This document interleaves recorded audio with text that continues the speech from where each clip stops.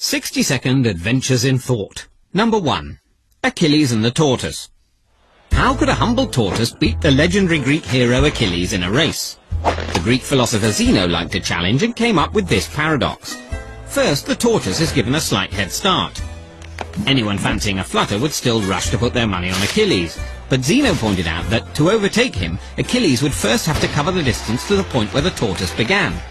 In that time, the tortoise would have moved, so Achilles would have to cover that distance, giving the tortoise time to amble forwards a bit more. Logically, this would carry on forever. However small the gap between them, the tortoise would still be able to move forward while Achilles was catching up, meaning that Achilles could never overtake. Taken to an extreme, this bizarre paradox suggests that all movement is impossible. But it did lead to the realization that something finite can be divided an infinite number of times. This concept of an infinite series is used in finance to work out mortgage payments, which is why they take an infinite amount of time to pay off. Number 2.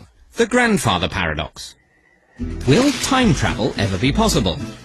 René Barjavel was a French journalist and science fiction writer who spent a lot of his time thinking about time travel.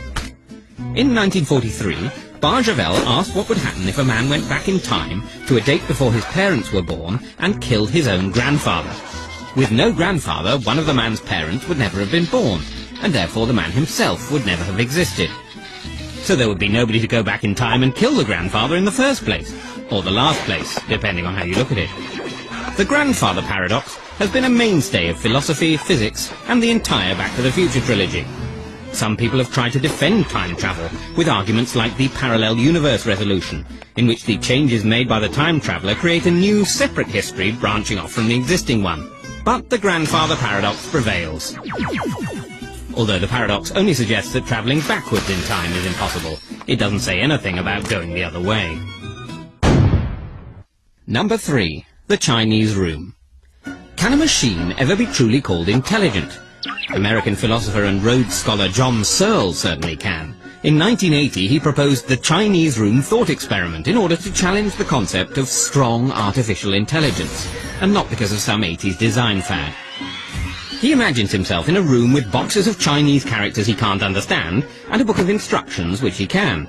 If a Chinese speaker outside the room passes him messages under the door, Searle can follow instructions from the book to select an appropriate response. The person on the other side would think they're chatting with a Chinese speaker, just one who doesn't get out much. But really, it's a confused philosopher.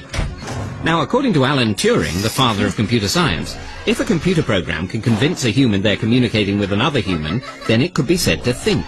The Chinese Room suggests that however well you program a computer, it doesn't understand Chinese, it only simulates that knowledge, which isn't really intelligence. But then sometimes humans aren't that intelligent either. Number 4. Hilbert's Infinite Hotel. A grand hotel with an infinite number of rooms, and an infinite number of guests in those rooms. That was the idea of German mathematician David Hilbert, friend of Albert Einstein and enemy of chambermaids the world over. To challenge our ideas about infinity, he asked what happens if someone new comes along looking for a place to stay. Hilbert's answer is to make each guest shift along one room. The guest in room 1 moves to room 2 and so on. So the new guest would have a space in room 1, and the guest book would have an infinite number of complaints. But what about when a coach containing an infinite number of new guests pulls up? Surely he can't accommodate all of them. Hilbert frees up an infinite number of rooms by asking the guests to move to the room number which is double their current one, leaving the infinitely many odd numbers free. Easy for the guest in room 1, not so easy for the man in room 8,600,597. Hilbert's paradox has fascinated mathematicians, physicists and philosophers, even theologians. And they all agree you should get down early for breakfast. Number 5. The twin paradox. Albert Einstein didn't have a twin brother, but he had some funny ideas of what you could do with one. He imagined two identical twins. Let's call them Al and Bert. Now, Al is a couch potato, but Bert likes to travel. So he hops into a spaceship and zooms off at close to the speed of light. That's when Einstein's special theory of relativity kicks in. It says that the faster you travel through space, the slower you move through time. So from Al's point of view, Bert's time would be moving slower than his own. To put it another way, time might fly when you're having fun, but when clocks fly, they run more slowly in relativity. After a while, Bert decides to head back, still at close to the speed of light, and returns to his brother with his holiday snaps. But when Bert arrives home, Al will now be older than his twin, which makes their double dates a lot more awkward. Although it seems implausible, Einstein just followed his theory to its logical conclusion, and it turns out he was right. This concept of time dilation provides the basis for our global positioning system, which is how your sat-nav knows you need to turn left in 200 yards.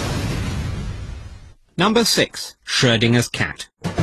Erwin Schrödinger was a physicist, a theoretical biologist, and probably more of a dog person. In the 1920s, scientists discovered quantum mechanics, which said that some particles are so tiny you can't even measure them without changing them. But the theory only worked if, before you measure them, the particle is in a superposition of every possible state all at the same time. To tackle that, Schrödinger imagined a cat in a box, with a radioactive particle and a Geiger counter attached to a vial of poison.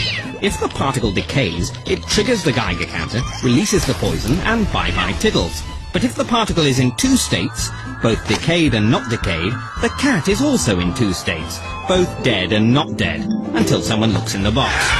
In practice, it's impossible to put a cat into a superposition. You'd have the animal rights lobby up in arms. But you can isolate atoms, and they do seem to be in two states at once. Quantum mechanics challenges our whole perception of reality, so maybe it's understandable that Schrödinger himself decided he didn't like it, and was sorry he ever started on about cats.